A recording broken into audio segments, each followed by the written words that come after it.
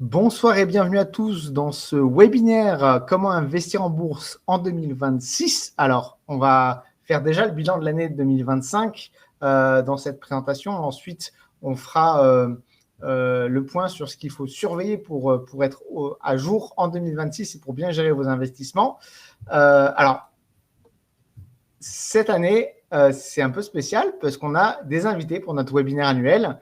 On a Emma et Hugo qui travaillent tous les deux chez Euronext. Alors, Euronext, pour vous situer, mais ils vous le diront peut-être mieux que moi, on a tendance à dire que c'est la bourse de Paris. Alors oui, parce qu'ils gèrent le CAC 40, ils gèrent la bourse de Paris, mais c'est un groupe européen, pan-européen, qui gère aussi la bourse de, si je ne dis pas de bêtises, de Milan, de Bruxelles, d'Amsterdam. J'en oublie certainement. Lisbonne aussi, je crois. Dublin, Lisbonne, Oslo, et je crois qu'on a tout dit. Et bientôt Athènes. Et bientôt Athènes. Ok. Excellent. Alors attendez, je lance en même temps. Voilà. Le partage d'écran, j'ai oublié. Alors, présente-toi, Emma. Alors, vous avez deux rôles assez différents chez Euronext. Ouais. Dis-moi tout. Oui. Alors, moi, donc, je me présente. Donc, moi, je m'appelle Emma. Je travaille chez Euronext depuis 3 ans. J'ai démarré donc dans l'équipe commerciale pendant 2 ans à Paris, où je travaillais surtout sur les actions et les ETF. D'accord. Pour nos membres français et suisses. Et puis ensuite, j'ai rejoint l'équipe produits dérivés il y a 1 an à Londres. Et maintenant, je suis basée à Paris. Et maintenant, je m'occupe surtout de campagnes éducatives qu'on a mis en place pour les investisseurs particuliers sur les produits dérivés d'Euronext, à savoir les options et les futurs sur actions, indices et taux. Super. Voilà. Super. Donc, effectivement, et comme on collabore avec Euronext sur cet aspect pédagogique pour instruire les traders indépendants, retail, particuliers, à utiliser ces produits de bourse, vous retrouverez plein d'articles, plein de vidéos dans la section formation qu'on a fait en partenariat avec Euronext. Alors, aussi, on a Hugo ce soir. Donc, est-ce que tu peux nous expliquer un petit peu ce que tu fais chez Euronext? Ouais, bonsoir à tous. Moi, je suis product manager sur les actions, justement. Et donc, j'ai rejoint Euronext il y a 2 ans. Donc, je suis dans l'équipe produit. Et donc, moi, mon métier, c'est déjà une activité commerciale avec les membres de marché et aussi de lancer des projets pour améliorer l'offre de valeur en fait, d'Euronext, c'est-à-dire de nouvelles manières de traiter, tout un tas de projets qu'on peut avoir parce qu'on est une plateforme technologique. Et c'est aussi m'occuper en fait du taux de commission qui est versé par un membre. Et donc, en particulier, moi, je m'occupe de ce qu'on appelle les retail brokers, donc c'est-à-dire des membres de marché qui vous permettent, à vous qui regardez ce webinaire, d'avoir accès à nos marchés. Super intéressant. Alors, c'est vrai que nous, on a l'habitude de travailler en partenariat avec des brokers habituellement, mais là, avec Euronext directement, c'est une première, on en est très fiers. Alors, je vais juste vous expliquer un petit peu aujourd'hui ce qu'on va voir et après, on va laisser la parole à Euronext qui nous a préparé un sujet vraiment intéressant. Donc, aujourd'hui, au programme, on va faire le bilan complet des marchés financiers 2025 et d'ailleurs, dans cette partie-là, Euronext va nous rajouter des informations que nous, on n'a pas en fait en tant que particulier. Il faut être la bourse pour avoir ces informations. Ils vont nous les donner, c'est super. Ensuite, on va faire un point sur ce qui s'est passé en 2025 avec la crise politique mondiale et tensions sur la dette souveraine. On va faire aussi un focus sur les tendances de marché des marchés européens. On va faire un point sur l'or, le bitcoin, les matières premières. On verra que vous allez voir, il y a des surprises. Ensuite, on fera un point technique assez long terme pour voir ce qui pourrait se passer début 2026. Je vous expliquerai aussi quelques petites astuces sur l'analyse technique. Et ensuite, on fera perspectives et thématiques pour 2026. Donc, qu'est-ce qu'il faudra suivre pour 2026 Voilà. Alors, je vais partager tout de suite la présentation que Euronext m'a envoyée et je vais commencer. Et on va commencer ce bilan de l'année 2025 en laissant la parole à Hugo qui va nous expliquer un petit peu le bilan pour la Bourse de Paris, pour Euronext. Alors, je dis la Bourse de Paris, je ne devrais pas, je sais que c'est Euronext, mais c'est pour nos auditeurs, pour qu'ils vous situent bien aussi. Voilà. Bien sûr. Merci beaucoup, Marc. Alors, je vais démarrer sur les 2 premières slides et ensuite je donnerai la parole à Hugo pour les 2 autres. Donc, pour démarrer, petit bilan des volumes de trading d'actions sur Euronext depuis le début de l'année 2025. Donc, on a démarré avec des volumes qui sont assez records, qui ont atteint quasiment 14 milliards sur, bien sûr, les 7 marchés, avec une dominance quand même sur les 3 marchés principaux d'Euronext, à savoir Paris, Amsterdam et Milan. Ensuite, on a eu quelques mois avec une légère petite baisse, notamment pendant entre mai et septembre. Et puis, on a un beau retour de volume depuis le mois de septembre, où on a atteint des niveaux d'à peu près 10-11 milliards d'euros traités sur ces mois en 2020. C'est des gros volumes. Alors, effectivement, je me permets de commenter à chaud parce bien sûr. Effectivement, je pense que l'été, il y a logiquement moins de volume. Je pense que c'est assez récurrent chaque année. Je vois que le pic, ça a quand même été… le pic, c'est à la suite des annonces de Donald Trump sur les droits de douane.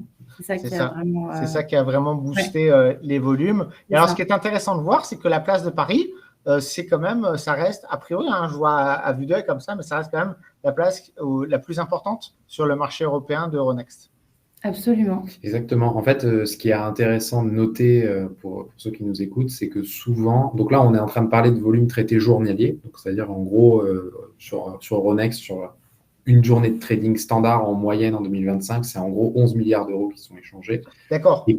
C'est important parce que là, on voit par mois, mais c'est par journée de trading dans le mois en cours. Dans le mois, exactement. Donc, nous, c'est ça l'environnement dans lequel on évolue. Et en fait, si vous faites le classement d'une manière générale des pays, en fait, le classement des capitaux moyens échangés sur une journée suit quasiment fidèlement la place de l'économie dans la zone euro. C'est-à-dire que si on gérait l'Allemagne, je peux vous dire d'ores et déjà que l'Allemagne serait le premier, en fait, et serait plus gros que Paris, plus gros que Milan, etc. Alors, il y a des changements parce que des fois, il y a des dynamiques. C'est-à-dire que, par exemple, nous, vous le voyez, l'Italie a une belle dynamique sur l'année parce que l'économie italienne se porte bien, mais ça suit quand même la taille de l'économie sur laquelle elle est. D'accord. Intéressant. Non, très intéressant. Est-ce que tu veux que je passe au slide suivant? Oui. Vous me dites, voilà. Alors là, on a donc un classement des 5 actions les plus traitées par les investisseurs institutionnels. Et c'est important de distinguer donc les investisseurs institutionnels et les investisseurs particuliers que Hugo vous présentera juste après. Donc juste pour situer pour les éditeurs, ça peut être des gérants d'OPCVM par exemple. Donc c'est des grosses banques. Donc oui, c'est des exactement. Donc c'est les flux qu'on reçoit en fait du top 5 à peu près, top 5, top 10 des plus grosses banques européennes. D'accord. Donc c'est même plus que les gérants OPC, même c'est carrément les grosses banques. D'accord. Absolument. Ok. Donc en premier lieu, on a donc ASML, que vous connaissez tous, j'imagine, une entreprise technologique néerlandaise qui fabrique des machines ultra sophistiquées pour produire des puces électroniques qui servent à l'intelligence artificielle. Voilà, c'est barbare ce que je vais dire, mais c'est un peu le Nvidia de chez nous, quoi. Exactement. Voilà. Ensuite, en seconde position, on a Airbus, donc le groupe aéronautique européen qui conçoit et qui fabrique des avions civils, militaires et des équipements spatiaux. En troisième position, nous avons Air Liquide, donc, qui est un groupe industriel français, spécialiste des gaz industriels et médicaux. Alors là, je sais qu'ils ont pas mal surfé sur l'hydrogène tout au long de l'année. Et du coup, c'est comme on est sur la transition énergétique et que c'est quand même un sujet qui reste… Airbus, d'ailleurs, je pense que peut-être ils ont profité alors de… Enfin, ça, c'est pareil, j'en parlerai tout à l'heure dans mes slides, mais du coup, je rebondis en même temps que je découvre ce classement. Airbus, ils ont dû profiter aussi peut-être des budgets européens sur la défense. Ça a dû jouer parce que je sais que c'est un secteur, la défense, qui a été très, très, très… très dynamique en 2025. Et Air Liquide, ouais, c'est plus la transition énergétique avec l'hydrogène. Non, mais c'est intéressant en tout cas. Par contre, c'est rigolo, c'est que des entreprises qui commencent par un A. Je ne sais pas si c'est que Je pense que tu as raison pour Airbus et aussi à noter pour ceux qui nous écoutent que Airbus a aussi, je pense, profité des déboires de Boeing, qui a eu quand même beaucoup de difficultés à la suite des scandales qu'il y a eu sur la fiabilité de leurs avions. Et on sait qu'Airbus a engrangé beaucoup de commandes. Alors, je vois qu'il y a un message de John dans le chat que je prends à la volée sur le classement des 5 actions. Le classement s'établit sur 4 périodes. C'est depuis le début de l'année jusqu'à la journée d'hier, de vendredi, du coup. Donc, c'est comme ça. Donc, quelles sont les actions qui ont été les plus traitées par les investisseurs institutionnels depuis le début de l'année? Super, merci. Ouais. Habituellement, c'est vrai que je réponds à la fin aux questions, mais là, c'est vrai que c'était une question qui était pertinente.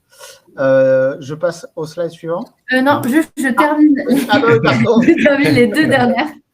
On a Aiden qui est donc une fintech néerlandaise qui est spécialisée dans les paiements électroniques que vous pouvez avoir dans des magasins. D'accord. Et le dernier, AB InBev, qui est donc le plus grand brasseur de bière au monde. Ah, d'accord. Une société belge. Intéressant. Voilà. Intéressant. On ne connaît pas le nom de la société, mais on connaît ces marques. C'est ceux qui font Budweiser, Heineken, Kronenbourg, toutes les grandes bières qu'on trouve partout. En fait, d'accord, en fait, c'est un grand groupe qui possède toutes les marques. Ok. Exactement. Bon, c'est super intéressant. Bon, comme quoi, visiblement, les institutionnels misent sur enfin, en tout cas, c'est des volumes. Hein. On ne sait pas s'ils misent spécialement dessus. Il faut faire attention. Ça peut être des volumes à la hausse comme à la baisse. Enfin, ils peuvent acheter comme vendre. Hein. Donc, voilà. En tout cas, intéressant. Super intéressant. Et donc, du coup, j'imagine, maintenant, on va passer au particulier. Voilà. Exactement. Et là, je vais laisser la parole à Hugo. Exactement. Donc, vous avez une petite slide. Donc, à gauche, c'est pour vous donner quel est le pourcentage estimé d'investisseurs particuliers que nous avons en fait sur les différents marchés pour vous montrer que tous les marchés ne sont pas équivalents. Donc, on a globalement 2 grands marchés chez nous. On a beaucoup d'investisseurs particuliers qui sont le Portugal et la Norvège. Pour des raisons assez historiques, qui est que les Norvégiens sont un pays riche, donc il y a beaucoup d'épargne et qui investit en fait sur les sociétés norvégiennes. Et le Portugal, c'est à peu près la même chose. Et ensuite, on a des plus gros marchés en termes de volume chez nous, mais où la part d'investisseurs particuliers est plus petite, que sont Paris et Amsterdam. Avec Bruxelles qui est un peu intermédiaire. C'est un petit marché, mais il y a quand même un peu plus de retail. Le code couleur, on voit pas très bien. Ouais. Donc ça, c'est pour que vous ayez des ordres de grandeur sur qu'est-ce que font les différents pays. Et donc, sur les actions les plus traitées par les investisseurs particuliers, il y a ASML. Donc, entre guillemets, les particuliers font les mêmes choses que les institutionnels dans les choix. Par contre, derrière, on a une banque portugaise. Alors, nous, on pense que ça, c'est drivé par le fait que, comme le Portugal, beaucoup d'investisseurs particuliers chez nous, du coup, ils investissent beaucoup sur une société portugaise. Et du coup, c'est pour ça que cette société est… Qui se trouve dans le top 5. Ouais, c'est logique. Parce que moi, je ne la connaissais pas, pour être honnête. Non, c'est vrai. Moi non plus, à vrai dire. Hein. Mais ouais, ça doit être, j'imagine, une banque importante au Portugal. Ouais. Et OK. En troisième Shell, donc, qui est le géant du pétrole. Donc je crois que c'est une société qui est anglaise, mais qui est cotée à Amsterdam. Ouais. Donc, que tout le monde connaît parce que c'est quand même une société qui est assez connue dans le rang. Il y a Adyen, donc, qui occupe d'ailleurs la même position chez les investisseurs institutionnels et chez les investisseurs particuliers. C'est pas fait exprès, mais en tout cas, c'est le cas. Et ING, qui est une banque néerlandaise très connue et aussi présente en France et dans beaucoup de pays. Ouais, le classement, il est assez intéressant parce qu'effectivement, on retrouve aux mêmes endroits et aux mêmes positions 2 acteurs importants. Et après, c'est vrai que pour les banques, pour Shell et pour ING, qui est une banque aussi d'ailleurs, ça ne m'étonne pas. Ça reflète pas mal la personnalité des investisseurs particuliers qui vont aussi investir dans ce qu'ils ont l'habitude d'utiliser. Hein. Donc, j'imagine… les Portugais, ils connaissent leur banque, ils investissent dans leur banque. Voilà, donc ça, c'est des réflexes aussi. Et c'est un réflexe que j'aime bien, moi, investir dans ce qu'on utilise au quotidien. Ça rejoint ce que disait Warren Buffett, investissez dans ce que vous connaissez, pas dans ce que vous ne connaissez pas. C'est super intéressant. Et alors là, Alors là, je vais me permettre de faire une petite introduction parce qu'il y a Moi, j'ai fait un article sur le sujet cette année avec Café de la Bourse. Il y a peu d'investisseurs qui le savent, mais on n'est pas obligé d'aller sur New York Stock Exchange et de payer des frais de change et des fois des frais plus élevés parce que sur les places étrangères, les courtiers souvent offrent des frais plus élevés. On peut traiter les actions américaines, mais beaucoup en plus, je crois plus de 300 actions américaines, si je ne dis pas de bêtises, ça a peut-être même augmenté depuis, directement sur Euronext. Exactement. Donc, on a un marché qui s'appelle Global Equity Markets, GEM, qui permet de traiter, alors non seulement des sociétés américaines, mais aussi européennes qui ne sont pas cotées sur les marchés d'Euronext. Donc, ça peut être le cas, par exemple, pour des sociétés suisses, des sociétés suédoises, des sociétés de tout un tas de pays qu'on ne gère pas. Et donc, vous avez accès à ce marché-là. Alors, il y a certaines banques qui le proposent, pas toutes, mais entre guillemets, beaucoup de banques le proposent. C'est des volumes qui sont assez importants parce que si vous regardez, on est en gros à 100 millions pour GEM, sachant que vous avez un code couleur qui est en vert foncé. Ça, en fait, c'est un marché qui vous permet de traiter après la clôture. Donc, en gros, c'est un marché qui ouvre de 17h30 et qui ferme à 20h30 actuellement.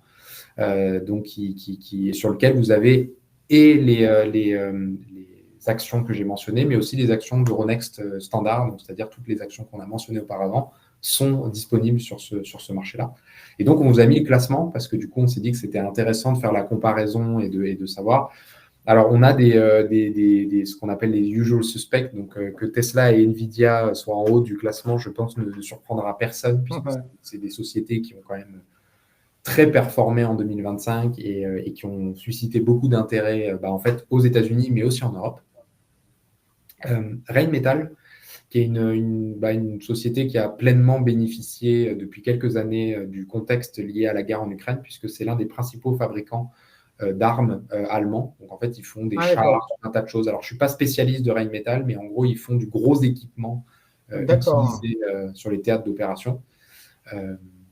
Pour donner un ordre de grandeur, je crois que Rheinmetall, au début de la guerre en Ukraine, alors vérifier, mais je parle de mémoire, je crois que c'était en gros 200 € le titre. Et là, la semaine dernière, j'ai regardé, c'est plus de 1500 €. Donc, il y a eu une augmentation extrêmement importante du cours de bourse de Rheinmetall qui, en fait, est liée au contexte dans lequel la société évolue.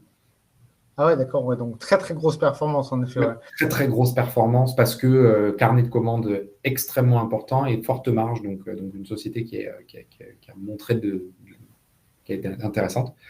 Palantir Technologies, une société qui est peut-être moins connue du grand public. C'est une société qui est très connue dans la science de données.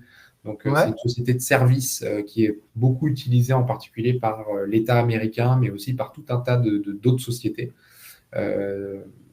Ils font de la cybersécurité aussi, je crois, non? Exactement, ils font aussi de la cybersécurité. Donc, ils couvrent un large spectre en fait, de conseils à haute valeur ajoutée dans la data et la cybersécurité. Et le dernier qui est Amazon. Je pense que je n'ai pas besoin de présenter ce que fait Amazon, puisque j'imagine qu'il y a beaucoup de clients. Puis surtout qu'Amazon fait de plus en plus de choses. Oui, exactement. En plus, c'est un empire qui s'étend. Alors, on a de nouveau une question sur quelles sont les actions de GEM. Est-ce que c'est retail ou est-ce que c'est particulier ou est-ce que c'est institutionnel? De nouveau, une question intéressante. Sur GEM, c'est un marché qui est essentiellement traité par des particuliers. Donc, c'est en gros 80-20. Donc, c'est 80% des particuliers et 20% des institutionnels, à peu près. D'accord, super intéressant. Voilà. Super intéressant. Et donc, tu disais, pour accéder à GEM, donc en fait, c'est qu'on passe nos transactions via sa banque directement sur, alors j'allais dire une bêtise, non, pas sur son PEA, du coup, ça ne va pas marcher, mais… Alors, sur son PEA, potentiellement, parce que par exemple, Rheinmetall, je pense, alors pareil, à vérifier, mais comme c'est une société européenne et que le PEA, c'est pour les sociétés européennes, du coup, je pense qu'il y a des chances que ça devrait marcher normalement. Ça devrait marcher. Par contre, effectivement, pour les sociétés américaines, là, effectivement, pas éligible PEA. Ça marchera pas. Mais du coup, voilà, passez par votre banque ou par votre courtier. Alors, demandez à votre courtier. Je pense qu'on peut directement demander à son courtier. Alors, c'est vrai que des fois, c'est assez opaque avec les courtiers. On ne sait pas trop par quelle place les ordres passent. Donc, ça, c'est toute une thématique aussi, je pense, sur laquelle vous travaillez avec Euronext. Mais demandez à votre courtier tout simplement sur quelle place boursière sont exécutés vos ordres et si vous avez la possibilité de choisir une place ou une autre. parler de Euronext Global Equity Market du coup. Hein. Voilà. Je pense que c'était tout. On a un autre slide. Non, on a fait le tour, effectivement. Alors, attendez, hop, je suis revenu en arrière, en fait. Ouais. Super.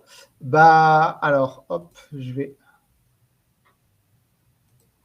revenir sur le slide d'avant. Donc, alors, c'est vrai qu'habituellement, je réserve les questions pour la fin.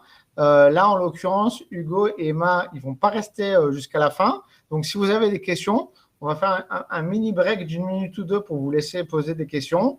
Et après, on reprendra la suite de la présentation telle que je l'avais prévue. Alors, je vous laisse poser les questions directement.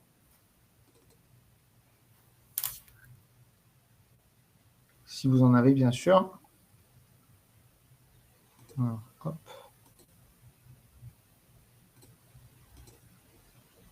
Je vois qu'il y a... Alors, voter, je pense qu'il voulait dire coter peut-être. Oui, exactement. Est-ce que sont cotés en euros, en dollars? Donc, je te laisse répondre, Hugo, si tu veux. Oui, alors elles sont cotées en euros par souci de simplicité, en fait. C'est-à-dire qu'on pense que on paye nos factures en euros, on reçoit nos salaires en euros, et du coup, c'est probablement plus facile en fait, de traiter en euros. Et en fait, il y a une réflexion chez Euronext pour ouvrir aussi en dollars. Mais aujourd'hui, effectivement, vous pourrez acheter du Tesla en euros en passant par Global Equity Market. Alors, ça a quand même un gros avantage de pouvoir le faire en euros, c'est que si tous les courtiers en général, je ne connais pas trop de courtiers qui ne facturent pas de frais de change, des fois, vous ne le voyez pas en plus forcément, parce que le taux de change, c'est au moment où vous passez à votre transaction, on va débiter de votre compte en euros des euros, puis on va faire un investissement en dollars, donc ce n'est pas toujours très, très simple. Là, l'avantage, c'est que vous êtes dans la même devise, et donc du coup, il n'y aura pas de frais de change qui vous seront chargés, et même pour la gestion de vos positions, pour la gestion de ce qu'on appelle votre PNL, vos gains et vos pertes, c'est quand même plus simple de tout suivre en euros. Alors, on a Maurice qui nous dit que oui, Rheinmetall est bien éligible au PEA, de même que Seagate, qui est une société tech américaine ayant son siège en Irlande. Ça, je ne savais pas. Mais effectivement, à partir du moment où une société paye ses impôts et a son siège social en Europe, et qu'elle paye ses impôts en Europe, elle peut être éligible au PEA. Ça, je sais. Donc, je n'ai pas vérifié en détail le cas de cette société Seagate, mais effectivement, même si c'est une société américaine qu'elle a son siège social en Irlande, elle devrait être aussi éligible au PEA. Alors là, on a Joël qui nous demande pour le risque de change. Alors, ça, c'est un autre problème, en fait, le risque de change. Non, vous n'êtes pas. C'est pas parce que vous achetez les actions en euros sur Euronext que vous êtes couvert au risque de change. Au niveau de la performance, comme on l'a vu par exemple cette année, où on a eu un dollar qui s'est fortement affaibli tout au long de l'année, ça va affaiblir votre performance globale sur l'action. Donc, si vous comparez l'action Tesla cotée en dollars qui a fait, je ne sais pas, on va dire par exemple 100%, j'en sais rien, je n'ai pas les chiffres en fait, je n'ai même pas regardé, je suis désolé, mais on va dire 100%, et celle en euros, elle aura fait peut-être que 60% parce qu'elle est impactée par le taux de change. Il y a quelqu'un, Jean, ça je vais vous laisser Hugo répondre, le classement est en volume d'action. Il est en volume d'échange. Volume d'échange en montant. C'est-à-dire, ce qu'on a voulu montrer, c'est où a été et quels sont les titres qui ont été les plus échangés en fonction de la typologie d'acteurs. D'accord, donc c'est en montant en euros, en dollars, en euros, je pense. Ouais. 14 milliards d'euros, pic de 14 milliards d'euros par jour au pic du plus haut au mois de mars-avril. Ok, on ne va pas retenir Hugo et Emma plus longtemps. En tout cas, un grand merci Hugo et Emma pour nous avoir apporté toutes ces informations qui complètent très bien en fait ce que je vais présenter par la suite. Parce que je vais parler aussi de l'intelligence artificielle, je vais aussi parler de pas mal de choses qui se retrouvent en fait dans les datas que vous avez partagées avec nous. Donc, c'est vraiment intéressant. Je vous souhaite à tous les deux une très bonne soirée et on va continuer le webinaire, donc le programme que j'ai préparé. Merci beaucoup, très bonne soirée. Merci, bonne soirée. À tous.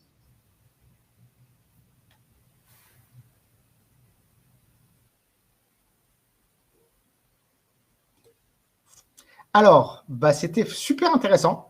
Je ne sais pas vous, mais moi, j'ai appris des trucs parce que je ne savais pas. Donc, on va commencer, si vous voulez, par le bilan des marchés financiers en 2025. Alors, 2025, on va en parler pas mal ce soir. Ça a été une année très, comment dire, chahutée. Mais pourtant, force est de constater que l'année 2025 se termine plutôt bien parce que là, au 1er décembre, donc c'est aujourd'hui, à la date d'aujourd'hui, les principaux indices boursiers mondiaux, ils sont tous en performance, ils sont tous en positif. Alors, il y a eu des gros creux, on va voir tout à l'heure avec l'analyse technique, notamment ce qu'on avait vu avec les volumes sur Euronext là à l'instant. En mois de mars, au mois d'avril, il y a eu des gros moments de volatilité, des grosses baisses, mais au final, l'année se termine très bien, d'où l'importance de se positionner à long terme. Et là, j'ai Robert qui le dit très justement, pour les indices américains, il n'y a pas le taux de change ici qui est pris en compte.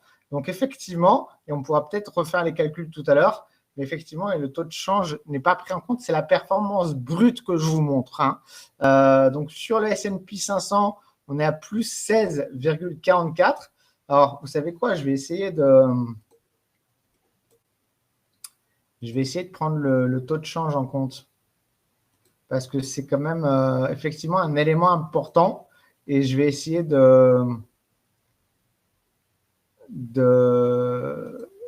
on va regarder ça juste après. On va regarder ça sur des ETF parce que vous savez, le meilleur moyen d'investir sur les indices, on doit être quasiment à zéro sur la S&P 500. Robert, je suis assez d'accord avec vous. Sur les indices, le meilleur moyen pour investir sur ces indices, si on ne veut pas se casser la tête avec les actions individuelles, c'est les ETF que vous pouvez traiter aussi sur Euronext. Euronext Amsterdam, pareil, qui code beaucoup d'ETF. On va regarder ça juste après, mais c'est une très bonne réflexion. Robert, merci pour cette réflexion. Alors, en tout cas, en dollars, on est à 16,44. On verra juste après ce que ça donne en euros. Pour le Nasdaq, on est à 21,01. Le CAC 40, donc là, le CAC 40, par contre, il n'y a pas de conversion de change à faire. On est quand même sur une belle année. On est à 9,51. Alors, ce n'est pas la meilleure année que le CAC 40 ait connue. On a fait mieux, mais on est quand même, le CAC 40 en moyenne, il délivre entre 7 et 8% si on prend les 10 ou les 15 dernières années. Donc là, on est quand même sur une performance globalement au-delà de la moyenne des 10-15 dernières années. Donc, on est plutôt sur une belle performance. Eurostock 50, on fait plus 15,26%. Donc, c'est l'indice européen qui reprend les 50 entreprises les plus importantes au niveau européen. Donc, c'est aussi une très belle performance. Le FTSE, donc du Royaume-Uni, on est à plus 17,46%. Là aussi, il faudra prendre le taux de change en compte. On regardera ça après. Et le Nikkei, on est à plus 25,43%. Donc, très belle performance aussi. Et là aussi, pour le Nikkei, il faut prendre le taux de change en compte. Et on va le faire tout de suite. Et d'ailleurs, ça va me permettre de vous montrer un site par la même occasion. Un site qui s'appelle JustETF. Un site que j'utilise beaucoup pour les ETF. Et comme ça, je vous montre en même temps comment on l'utilise en direct ce soir. Et ce site vous permettra de chercher vos ETF directement pour investir dans le S&P 500, dans le Nasdaq. Alors, on va commencer par le Nasdaq. Je vais taper tout simplement Nasdaq 100. On va prendre un ETF ici. Et on va essayer de trouver un ETF. Est-ce qu'il est coté en euros, celui-là? Il est coté en euros, on a de la chance. Et effectivement, on va aller regarder graphique, performance depuis le début de l'année. Alors, vous voyez, on est à, effectivement, quand on prend le taux de change, on est à 21% si on ne prend pas le taux de change en compte. Et on est à 9% sur l'année si on prend le taux de change en compte. Donc, ça ampute quand même beaucoup la performance. On a fait un article sur Café La Bourse. Je vous le retrouverai tout à l'heure pendant le webinaire. Je vous le mettrai dans le chat. Comment se prémunir justement contre le taux de change, contre les risques de taux de change, parce que c'est important. Comment on peut s'en prémunir. S&P 500. Alors là, on sort un petit peu du cadre de ce qui était prévu normalement dans ce webinaire. Je le fais en temps réel avec vous. Suite aux questions, aux remarques de Robert qui sont très pertinentes. Le S&P 500, on était à 16,4. Si on prend la perf annuelle, annualisée, alors on reste encore positif parce que le dollar, il a un peu baissé, j'ai l'impression. Il est un peu remonté, je veux dire. Il est un peu remonté, c'est l'euro qui est un peu baissé. Les dollars. On pourra regarder aussi, si vous voulez, un peu le cours de l'euro-dollar tout à l'heure, quand on parlera d'analyse technique, on regardera ça. Je ne l'avais pas prévu, mais on pourra quand même le regarder parce que c'est quand même un sujet important en 2025. On reste à 5,13. sur l'année. Donc, on est quand même, ça nous ampute bien la performance par 3. Hein. Allez, puisqu'on est sur les indices, alors je vais regarder s'il n'y a pas le FTSE 100. Alors, FTSE.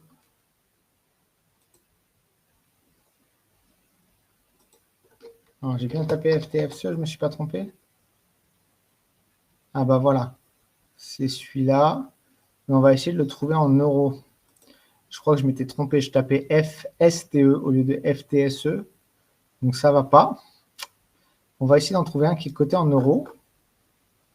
Pour en trouver un qui est coté en euros, on va aller sur Euronext Paris. On va avoir plus de chances d'avoir des ETF cotés en euros sur Euronext Paris. On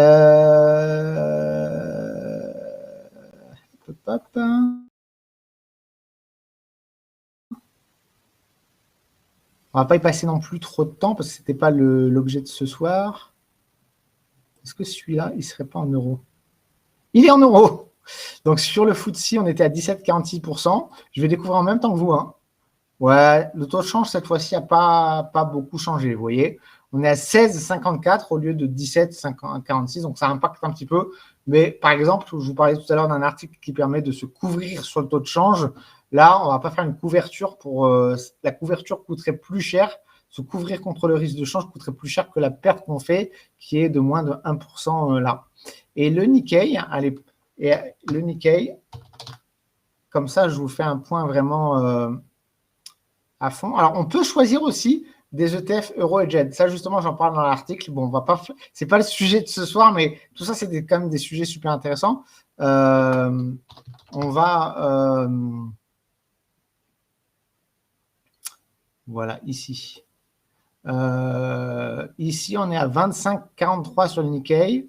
Si je prends un Mundi, on est à 10. Donc là, on est plus qu'en dessous de la moitié de la performance. Donc, gros impact quand même sur les taux de change. Et ça, j'en parlerai un petit peu tout à l'heure. Ce n'est pas spécialement quelque chose que j'avais prévu d'aborder, mais c'est un vrai sujet. Hein. C'est un vrai sujet. D'ailleurs, je vous partagerai le lien. Les taux de change C'est pas grave, Robert. C'était une excellente question, mais super pertinente. Super pertinente et importante pour les investisseurs parce que c'est pas tous les ans comme ça. En général, le taux de change, il pénalise pas normalement trop les investisseurs puisqu'il c'est des petits mouvements. Mais là, en l'occurrence, pour les investisseurs qui ont investi aux États-Unis, ça a fortement pénalisé la performance. Et donc, du coup, ça soulève la possibilité de se couvrir, de choisir des ETF qu'on appelle euro-hedged, donc ils vont nous couvrir en euros, etc. etc. Donc, tout ça, on en a parlé un petit peu tout à l'heure, mais c'était une vraie problématique en 2025 parce que le dollar s'est effondré. Donc, du coup, ça a fortement impacté tous ceux qui étaient investis en dollars. Après, si on a une vision, normalement, je ne dis pas la couverture, elle est utile. Se protéger contre un risque, c'est toujours utile en bourse. Mais après, si on regarde à 5, 10, 15 ans, les devises, elles fluctuent aussi comme les actions. Et au final, si on investit à très long terme, on s'en sort. Les années où on ne gagne pas sur le taux de change sont compensées avec les années avec lesquelles on gagne sur le taux de change.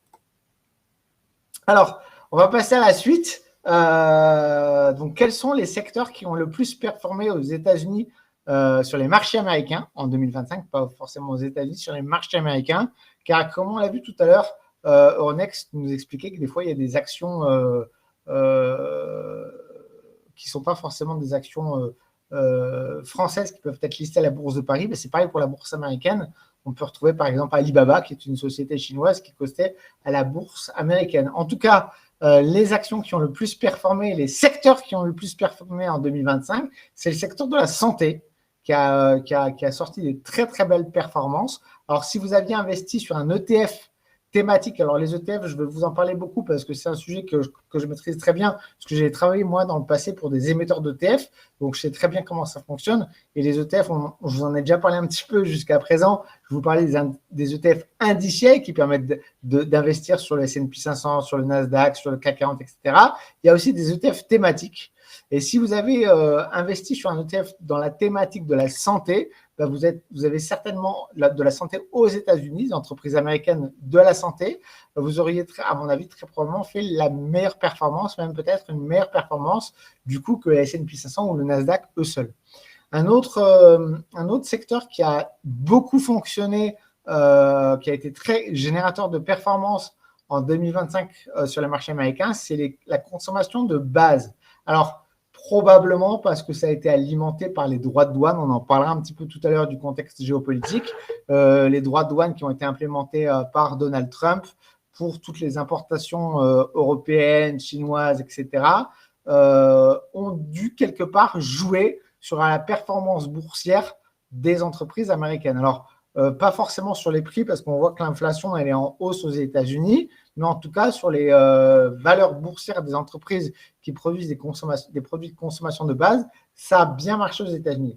Les entreprises de services publics, alors attention, je ne parle pas des services publics comme je parlerai des services publics en France. Les services publics, c'est les services au grand public. Donc, ça peut être les télécoms, ça peut être la voirie, ça peut être les parkings, ça peut être beaucoup de choses. Donc, on n'est pas dans les services publics dans le sens, parce qu'évidemment, les services publics ne font pas de performance boursière, mais on est dans les services au public. Voilà, peut-être j'aurais dû marquer services au public. Donc, services au public qui ont très bien performé en 2025 aussi, et le secteur financier qui s'en est très, très bien sorti aussi sur les bourses américaines. Donc, en 2025, s'il y avait 5 ETF thématiques à choisir, c'était cela. Et si vous revenez sur le site que je vous ai montré tout à l'heure, Just ETF, vous tapez santé, secteur de la santé dans les filtres pour chercher des ETF. Je pourrais vous faire une petite démonstration tout à l'heure si vous me le rappelez. Pensez à me le rappeler dans le chat si vous en voulez une petite démonstration. Comment on cherche un ETF? Cherchez ETF santé marché américain et vous aurez celui qui a le plus performé en 2025. On regardera à la fin du webinaire les secteurs qui sont susceptibles de performer en 2026 justement, pour vous aider à choisir des ETF pertinents. En Europe, ça n'a pas été tout à fait les mêmes secteurs qui ont performé. On a en 2025, en Europe, ça a été le secteur de la technologie et semi-conducteurs. Alors, c'est pour ça que je disais que c'était très intéressant ce que nous a montré Euronext. Euronext, ils se sont connectés, ils m'ont envoyé le PowerPoint, je l'ai découvert en même temps que vous. Et en fait, on voit que le secteur qui a le plus performé en 2025, c'est les semi-conducteurs. Et en l'occurrence, les semi-conducteurs, c'est la société ASML qui est leader dans les semi-conducteurs en Europe. Ensuite, le secteur de la banque et des assurances. Donc, ça fait penser à la Banque du Portugal et à ING. Donc là aussi, on retrouve des similitudes par rapport au secteur et par rapport aux actions que nous avons montrées tout à l'heure Euronext. Et ensuite, troisième secteur qui a le plus performé, c'est l'industrie et les équipements de biens. Alors ça, je pense que ça va avec le quatrième, avec la défense. C'est-à-dire qu'on est dans une période depuis, pas tout à fait le début de cette année, mais quasiment, sur une période de réindustrialisation de l'Europe et de réarmement de l'Europe. Donc, ces secteurs-là en profitent vraiment. Voilà. Donc, pareil, ces secteurs-là, on peut investir, si on ne veut pas investir dans le CAC 40, si on ne veut pas investir dans le S&P 500, on se focalise sur un secteur qu'on pense être porteur pour 2026. Pour 2025, clairement, c'était la technologie. Peut-être que pour 2026, le secteur de la défense et de l'industrie, ils étaient très loin dans le classement en 2024, très très loin dans le classement. Là, ils remontent. Il pourrait être, on en parlera tout à l'heure, les secteurs de 2026, qui seraient peut-être en tête du classement en 2026. Alors, là, on passe sur les événements majeurs qui ont influencé les marchés en 2025. Alors, bien sûr, ce qui a influencé le plus les marchés boursiers en 2025, c'est les tensions géopolitiques. Alors, les tensions géopolitiques, ça a été la relance par Donald Trump de la guerre commerciale entre la Chine et les États-Unis avec des droits de douane très élevés. Alors ça a été vecteur de beaucoup de tensions, de beaucoup de volatilité depuis le mois de mars. En fait, même depuis l'intronisation de Donald Trump, parce que Donald Trump a fait beaucoup d'effets d'annonce quand il est rentré au pouvoir en janvier. Et après, quand il a commencé à instaurer cette droit de douane, Là, ça crée d'abord des cracks sur les marchés boursiers. Il y avait des super opportunités si vous êtes un petit peu trader et que, alors attention, il y a toujours deux manières d'aborder les marchés financiers. Soit vous êtes un investisseur et vous ne vous souciez pas du bruit du marché, vous investissez à horizon 5, 10, 15 ans et vous vous laissez porter par la tendance de fond. Soit vous êtes un trader plus actif. Et à ce moment-là, il y a des grosses opportunités dans ce genre de scénario. Donc, guerre commerciale avec la Chine pour les États-Unis, menaces de droits de douane avec l'Europe, des menaces qui ont poussé Donald Trump à vouloir mettre jusqu'à 50% de droits de douane sur l'Europe. Bon, actuellement, les dernières négociations, c'est 15%. Donc on a 15% de droits de douane. Alors, bon, ça fait beaucoup de débats. Vous avez peut-être suivi l'actualité. Ces droits de douane, ça fait beaucoup de débats. En plus, il y a beaucoup de confusion. Donald Trump justifie les droits de douane en Europe sur la base de la TVA. Il dit oui, mais nous, on paye 20% de TVA. Mais oui, mais ça, la TVA, c'est pas que sur les produits américains, c'est sur tous les produits vendus. Enfin, bon, bref, ça a été source de conflits, de tensions et de tensions extrêmes sur les marchés financiers parce que surtout pour nous, les entreprises du CAC 40, pour nous Français, on est exportateur de beaucoup de spiritueux, de beaucoup de produits de luxe. Donc, les droits de douane pour un pays comme la France, avec les États-Unis, c'est très important. Ensuite, il y a eu le conflit entre Israël et la Palestine qui s'est intensifié en tout au long de l'année 2025, ce qui a amené aussi des tensions entre l'Iran et Israël. Je ne sais pas si vous vous souvenez, ces missiles en Iran, etc., ça crée beaucoup de tensions sur les marchés, beaucoup d'inquiétudes.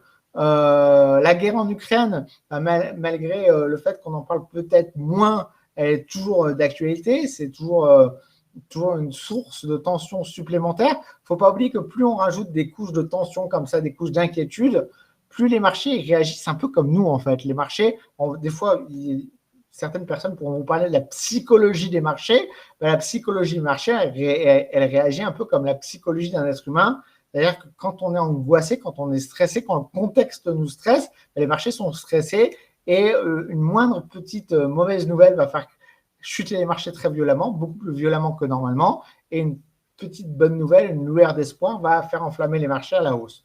Donc, la guerre en Ukraine va toujours source de stress et d'inquiétude sur les marchés européens, entre autres, mais pas seulement, sur les marchés américains aussi. Le conflit entre Chine et Taïwan, pareil. Donc, ça aussi, c'est quelque chose qui reste tendu. Les tensions dans la mer Rouge, avec des perturbations géopolitiques qui ont très fortement influencé les cours du pétrole. On parlera des matières premières aussi juste après. Donc, en gros, 2025, franchement, c'est peut-être l'une des années, d'une façon géopolitique, qui a été les plus tendues depuis les 20 dernières années. Donc, on verra ce que nous réserve 2026. J'ai pas de boule de cristal, malheureusement. Là, vous avez une boule, un globe, mais c'est pas une boule de cristal. J'aimerais bien avoir une boule de cristal pour vous dire avec certitude ce qui va se passer. Mais beaucoup de ces tensions globales de 2025, ces tensions géopolitiques de 2025, ne sont pas des sujets qui sont entièrement résolus en ce mois de décembre 2025. Voilà, on est au seuil de 2026. C'est dans quelques semaines maintenant, quelques jours même. Et la plupart des problèmes qui ont chauffé et qui ont inquiété les investisseurs, qui ont chauffé le climat qui ont stressé le climat géopolitique, tous ces éléments-là sont encore aujourd'hui, malheureusement, d'actualité, ne sont pas encore résolus. Donc, ça pourrait être encore des problèmes qui pourraient ressurgir ou s'aggraver. Alors, attention, je ne veux pas être que pessimiste aussi, qui peuvent aussi se résorber, se résolver et se calmer, mais c'est quand même des problématiques qu'on va devoir suivre. Alors, d'un côté, vous avez la géopolitique qui a été très importante en 2025. Et ensuite, deuxième chose qui a été très importante, c'est les décisions des banques centrales. Alors, vous savez, pareil, je ne vais pas rentrer dans un article, enfin, dans une explication complète article. Oui, je vous expliquerai après les articles que vous pouvez lire si vous voulez comprendre tous les mécanismes autour des décisions des banques centrales et comment ça impacte les marchés financiers et l'économie. Donc, je ne vais pas faire toute une explication là-dessus. On n'aura pas le temps ce soir. On a déjà beaucoup de choses à voir ce soir, donc on n'aura pas le temps de faire ça. Mais par contre, c'est vrai que les décisions politiques de banque centrale, elles sont super importantes parce qu'on a eu après le Covid, une période d'inflation extrême qui a été maîtrisée, en tout cas en Europe, partiellement aux États-Unis, avec une hausse des taux d'intérêt. Mais après, la hausse des taux d'intérêt pénalise les marchés boursiers. Bah oui, parce que quand on a du 4 ou 5% dans son livret épargne, on n'a pas envie de mettre son argent en bourse pour gagner 7 ou 8%. Le risque n'en vaut pas la chandelle. Il vaut mieux mettre son argent sur des taux d'intérêt qui sont sûrs et qui rapportent sans risque. Alors, la Fed, elle a baissé. Alors, voilà, la BCE, elle avait déjà pas mal baissé ses taux en 2024 déjà. Elle continue en 2025. Et aujourd'hui, on a une inflation en Europe qui est autour de 2%. Et des taux qui sont autour de 2,15% très exactement pour les taux de la BCE. Donc, pour ce qui concerne l'inflation, on est sur la cible parce que la Banque Centrale Européenne, elle a un objectif d'inflation. On est sur son objectif. On est sur des taux qui sont cohérents avec l'inflation. Maintenant, ce qui manque en Europe, ça, je vous le dis entre nous, je ne sais pas si je ne crois pas avoir prévu d'en parler plus tard, mais je peux vous le dire. Ce qui manque, c'est la croissance en Europe. Alors, on a des pays, des économies comme l'Espagne qui sont en forte croissance, la France qui est autour de 0,8, 1%, mais qui n'arrive pas à décoller au-dessus de 1%, et l'Allemagne qui est dans les choux à 0,2, 0,3%, et l'Italie qui est dans les choux aussi à 0,3, 0,4%. Donc la croissance n'arrive pas à décoller, et pour qu'une économie tourne, il faut de la croissance. Donc peut-être la BCE pourrait être tentée en 2026, c'est à prendre au conditionnel, bien sûr, avec des entre parenthèses, au conditionnel, faire attention, je n'ai pas de boule de cristal plus que personne, mais l'un des moyens qu'une banque centrale peut avoir pour relancer la croissance, c'est de baisser les taux. Historiquement, on a vu des taux à zéro pour relancer en cas de crise l'économie. Donc, c'est quelque chose qui pourrait se produire en 2026 pour la BCE, parce qu'il y a un vrai besoin de relance de la croissance.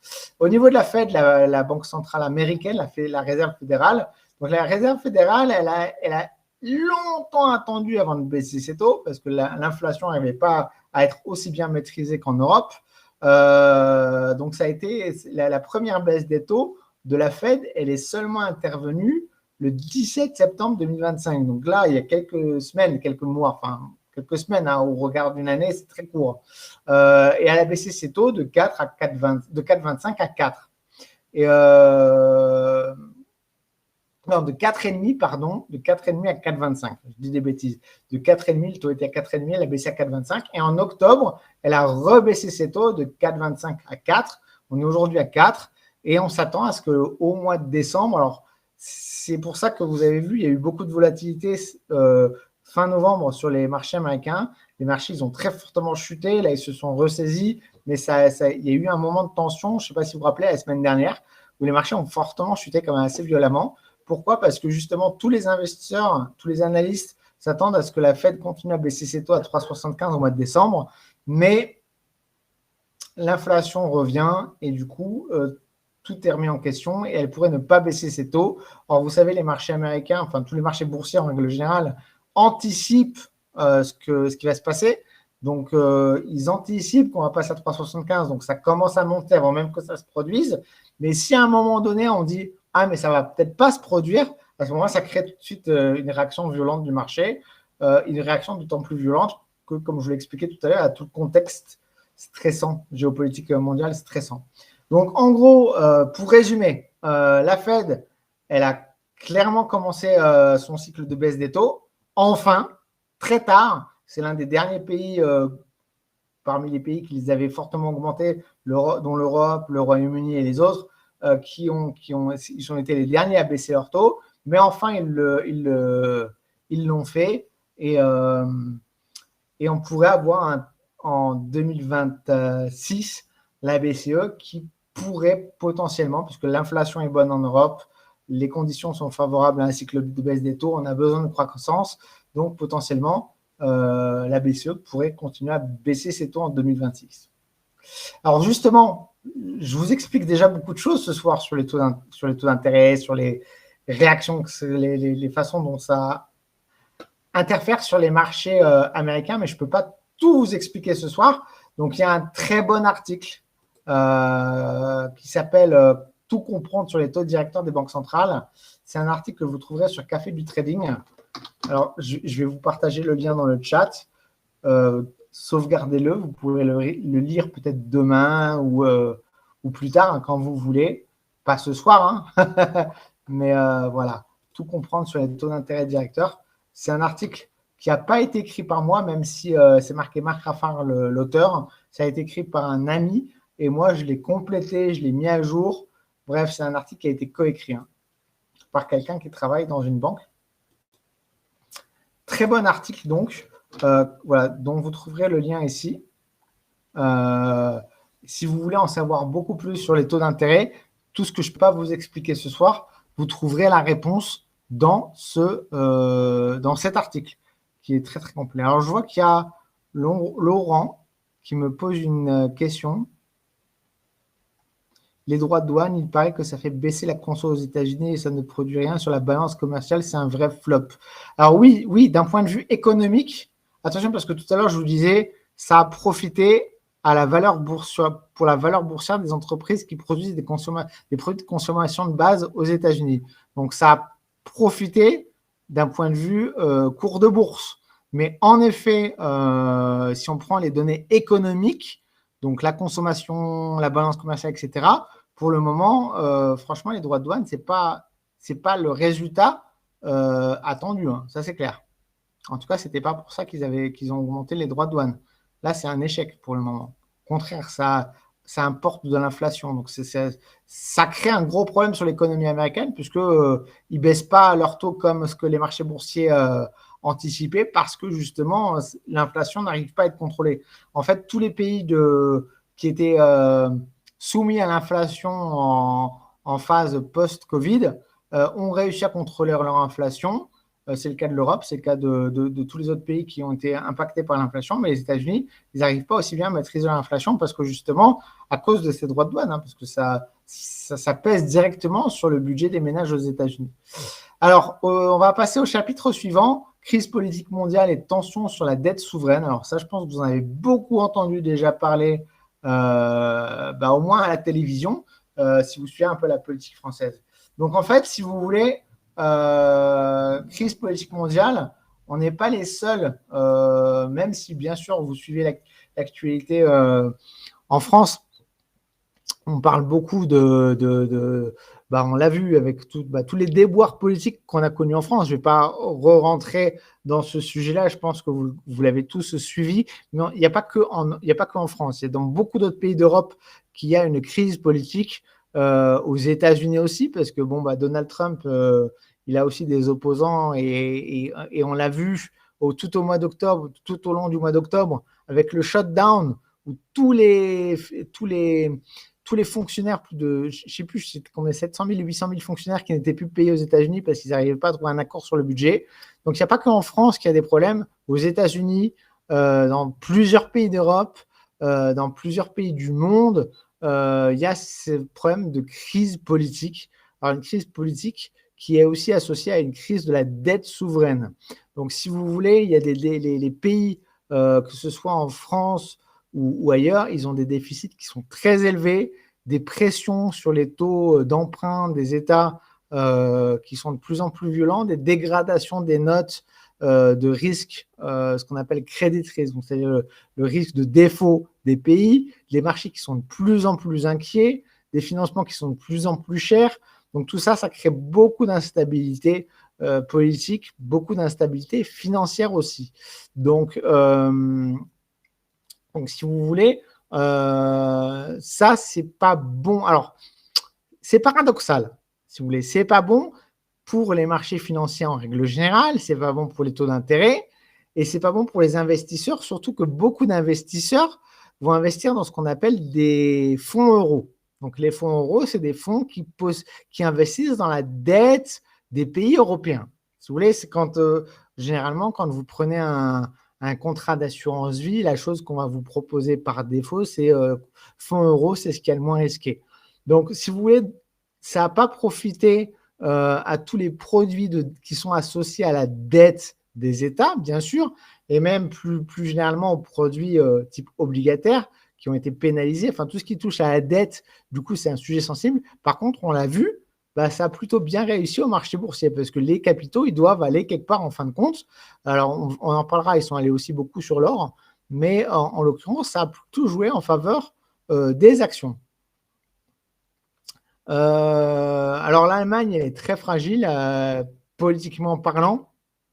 On a tendance à dire que l'Allemagne, c'est le moteur de l'Europe, mais elle est fragilisée politiquement, alors que elle est connue pour être le moteur de l'Europe, mais elle est quand même au point d'arrêt. La croissance, elle est à peine à 0,3, elle est longtemps en négatif. C'est l'un des seuls pays d'Europe, l'Allemagne, où la croissance était en négatif, donc on était en décroissance. Elle est repassée au-dessus de 0 difficilement. Aujourd'hui, 0,3. On va pas finir l'année. L'Allemagne ne va pas finir l'année avec une croissance exceptionnelle. Pourtant, c'est le moteur d'Europe et ça crée beaucoup d'inquiétudes sur beaucoup de choses, avec beaucoup de pression, beaucoup de dettes, beaucoup de pression sur la dette. Donc, en fait, si vous voulez, pour résumer la situation, on est sur un cocktail un petit peu explosif. On a été sur un cocktail un petit peu explosif en 2025. Et ce n'est pas entièrement résolu. Là, c'est pareil, c'est comme les tensions géopolitiques mondiales dont je vous parlais. Tout ce qui concerne la politique européenne et la dette européenne et la dette des pays d'Europe, c'est le cocktail explosif de 2025. Ça n'a pas totalement... Alors, excusez-moi, je vais peut-être être un petit peu... Voilà, je vais être cru. Le cocktail explosif n'a pas pété en 2025, mais c'est quelque chose qu'il va falloir suivre de très près en 2026. Voilà. Alors, l'impact de la dette souveraine, alors j'ai un peu déjà expliqué ce que ça avait comme conséquence. Alors, il faut savoir, on en parlera juste après, en termes de valeur refuge, bien sûr, vous avez l'or, mais l'une des valeurs refuge les plus utilisées par les institutionnels, c'est ce qu'on appelle les bons du Trésor américain. Donc, c'est l'équivalent des fonds euros, si vous voulez, c'est la dette américaine. C'est l'équivalent des fonds euros dont je vous parlais pour l'assurance vie. C'est dans les bons du Trésor américain que les fonds de pension investissent le plus, notamment. Ce qui s'est passé en octobre 2025, c'est encore une fois inédit. Je vous disais, en 2025 a été l'une des années les plus tendues d'un point de vue géopolitique depuis les 20 dernières années. En ce qui concerne les États-Unis, on n'avait jamais vu un shutdown aussi long. Les shutdowns, c'est quand le Congrès américain n'arrive pas à se décider sur un budget pour financer l'État américain. Ils n'arrivent pas à se décider. Et du coup, ils ne peuvent plus payer les fonctionnaires, les militaires, les policiers, etc., etc. Et c'était déjà arrivé dans le passé qu'il y ait des shutdowns de quelques jours ou une semaine tout au plus. Là, on a eu un shutdown de presque un mois, c'est-à-dire qu'on a eu vraiment quelque chose qui n'a jamais été vu avant, avec des gens des fonctionnaires qui ne recevaient plus leur salaire. Alors, certains fonctionnaires étaient obligés de continuer à aller travailler et on leur a dit vous serez payés quand on aura résolu le shutdown, mais vous n'êtes pas payé tout de suite, vous serez payé plus tard. Et beaucoup d'autres fonctionnaires, on leur a dit non, voilà, si le shutdown dure un mois, vous revenez travailler après, mais ce mois-là, vous ne serez pas payé.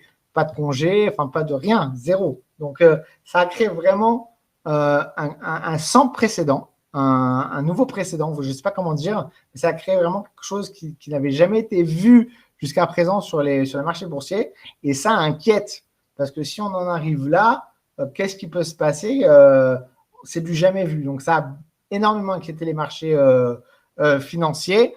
Donc, on a vu des files d'attente dans les banques alimentaires, là, l'équivalent des Restos du Cœur américains. Donc, ça, c'est une situation qui n'a jamais été vue. Et si on prend en compte tout le contexte géopolitique en 2025, qui est globalement stressant et qui est globalement négatif, si on rajoute en fin d'année ce qui s'est passé au mois d'octobre, on est sur un millefeuille, vraiment un cocktail, voilà, un cocktail explosif pour bien résumer les choses. Je regarde s'il y a des questions parce que là je vois plus le. Voilà, s'il y a des questions. Non, n'hésitez pas, hein, si vous avez des questions, vous pourrez. Je regarde de temps en temps. Voilà, je répondrai à la fin, mais je regarde de temps en temps quand même. Donc voilà, en gros, si vous voulez, tout ce contexte géopolitique mondial, avec des guerres, les tensions entre pays, plus les crises politiques locales dans chaque pays, tout ça, ça crée ce qu'on appelle une inversion au risque. Donc, on réduit son exposition sur les actifs risqués, on réduit son exposition sur ce qui est potentiellement plus rémunérateur. Et c'est ce qu'on a vu, ça a créé des gros mouvements sur la tech et en ce moment sur les cryptos. On en parlera aussi tout à l'heure des cryptos. Les cryptos qui ont très sévèrement dérouillé ces dernières semaines, notamment le Bitcoin, mais toutes les autres cryptos.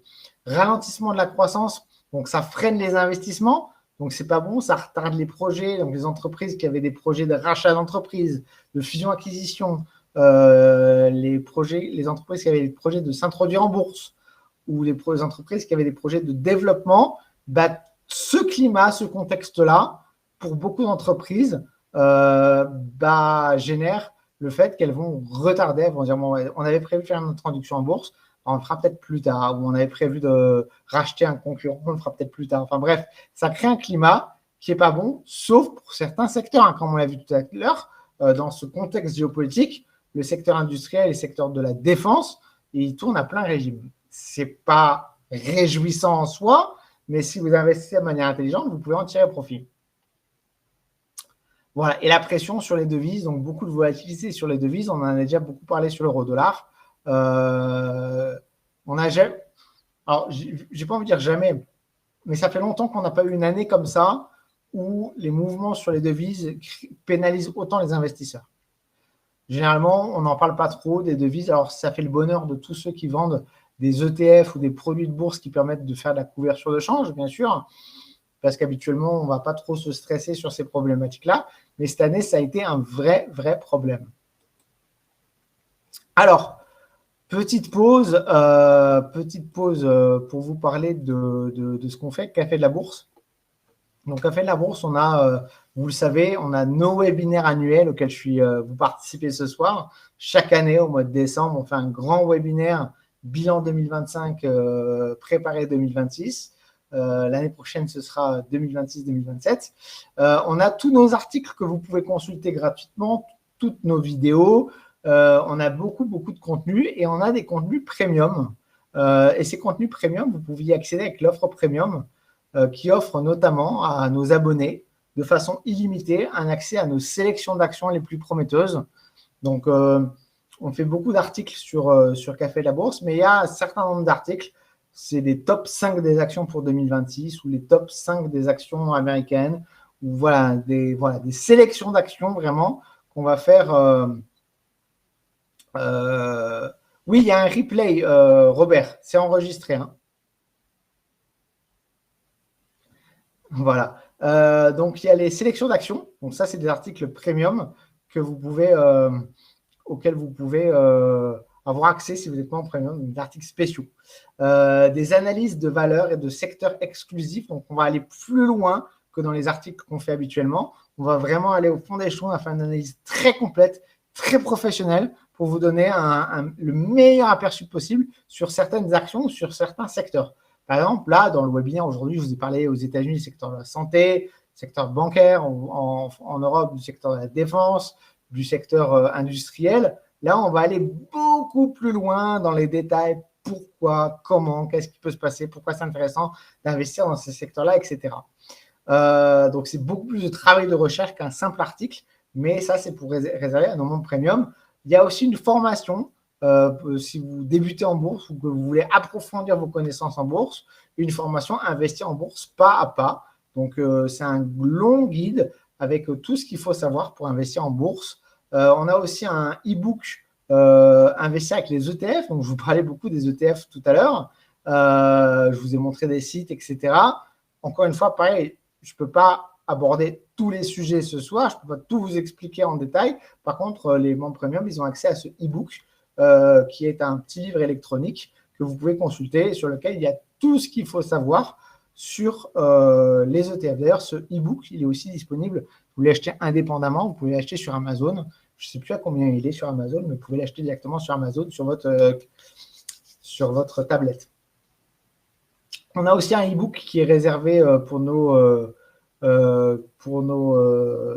membres premium. C'est savoir anticiper les marchés avec l'analyse technique. Alors, on va faire un petit peu d'analyse technique tout à l'heure pour anticiper 2026, pour vous demander un peu les grandes tendances. Mais là, avec ce e-book-là, vous serez capable, vous, d'apprendre toutes les techniques d'analyse technique. Et voilà. Et on a aussi un outil de simulation pour les portefeuilles CAC 40. Et cette offre premium, normalement, elle est à 29 € par mois, si vous payez chaque mois, ou 261 € à l'année. Et pour ceux qui suivent ce webinaire, donc on a pour les 50 premiers inscrits, donc si vous regardez la rediffusion sur YouTube, sachez que ce n'est pas forcément, voilà, c'est pour les 50 premiers inscrits.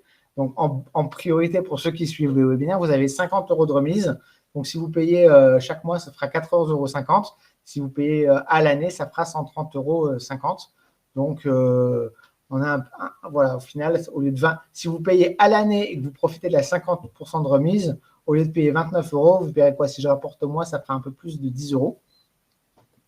Un gros discount qui est valable du 1er au 15 décembre, pardon, avec le code de réduction quand vous inscrivez sur la section premium de Café de la Bourse avec le code de réduction démo 2025. J'aurais dû prévoir un petit verre d'eau. C'est pas grave. Alors, je crois que j'ai... Ouais, hop. Alors, je vous remercie beaucoup. Je vois les commentaires de Laurent qui me dit que les articles de Top et de Louis et Marc sont top sur Café de la Bourse, sur le trading, trading de l'IMO, etc. Merci beaucoup. Donc, Louis, notre rédacteur en chef, et moi-même qui suis éditorialiste chez Café de la Bourse. On a aussi Clémence qui écrit plein d'articles sur Café du patrimoine et Café de la Bourse. Ok, Joël, pas de souci. Je comprends que vous deviez y aller. On a un peu dépassé sur le timing. J'avais dit 1 heure. Ça fait déjà 1 heure maintenant. Mais vous pourrez voir leur rediffusion plus tard. Merci Robert pour votre commentaire. Alors, maintenant, on va faire un petit point. On va faire rapide un point sur les grandes tendances des places européennes, des places boursières européennes. Tout à l'heure, on avait regardé un peu les indices boursiers mondiaux. Là, on va se pencher sur l'Europe. Et au 1er décembre, alors ce qui est assez surprenant, c'est la performance de l'indice boursier espagnol.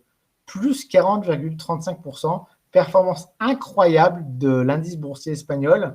Ce qui est intéressant de noter pour l'Espagne, c'est que c'est le seul pays européen qui est vraiment en croissance. 2,8% de croissance, je crois, pour l'Espagne. Voilà. Alors, parmi les grands pays européens, en tout cas, l'Espagne s'en sort très, très bien. L'Allemagne, malgré son problème de croissance qui ne décolle pas, le DAX a quand même sorti une très belle performance, jusqu'à aujourd'hui 17,84%. Très fortement porté par le secteur industriel et militaire. Pas de souci, André. Merci pour votre commentaire et vous pourrez regarder le replay qui sera sur YouTube à partir de demain. La Suisse, très belle performance de 10,55% aussi. Le CAC 40, 9,51%, belle performance aussi. L'Italie, alors l'Italie, elle, par contre, performance quasi nulle. On est à 0,19% et le Danemark, 3% de perte sur l'indice danois, le Copenhague 25. Donc en Europe, voilà les pays sur lesquels il fallait miser cette année. L'Espagne, l'Allemagne, la Suisse et la France. Et en priorité, l'Espagne et l'Allemagne. Alors, on va faire rapide parce qu'on est un peu en retard. On va parler de la situation. Alors, ça va un petit peu de pair avec la crise politique européenne. C'est la situation fiscale. Alors, aux États-Unis, la politique fiscale de Donald Trump, elle a donné lieu à plein d'allègements fiscaux. Et le taux d'imposition, il est passé de 35 pour les entreprises, pour les taux d'imposition pour les sociétés, de 35 à 21. Alors, avec son nouveau projet de loi fiscale, ce qu'il appelle le One Big Beautiful Act, voilà, ça, c'est peut-être ça aussi qui a permis de maintenir les marchés américains en hausse. Parce que, évidemment, ça joue en faveur des marchés boursiers quand il y a des déductions fiscales pour les gros groupes notamment. Alors, cette mesure a été mise en place en 2025, c'est tout nouveau, c'était mis en place avec l'arrivée de Donald Trump. Est-ce que ça va être permanent? Probablement. En tout cas, sous réserve qu'il n'y ait pas de changement politique, parce qu'évidemment, s'il y a des changements politiques, s'il y a une autre partie qui arrive au pouvoir, ils pourraient mettre fin à ces amendements qui ont été décidés par Donald Trump cette année. Ensuite, la situation fiscale en Europe. Eh ben, la situation fiscale en Europe, elle n'est pas terrible parce qu'il y a beaucoup de réformes nationales dans beaucoup de pays européens, beaucoup d'augmentations d'impôts pour faire face à la crise de la dette souveraine dans beaucoup de pays d'Europe.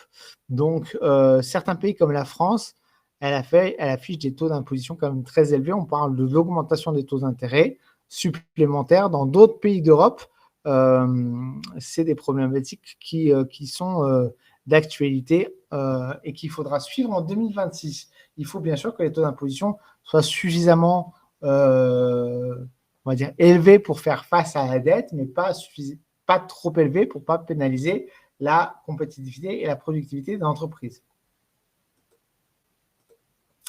Alors, on va faire un petit point maintenant sur le Bitcoin, l'or et les matières premières. Et là, on va voir, vous allez voir que le Bitcoin, alors le Bitcoin, il y en a plein qui aiment comparer le Bitcoin avec l'or numérique.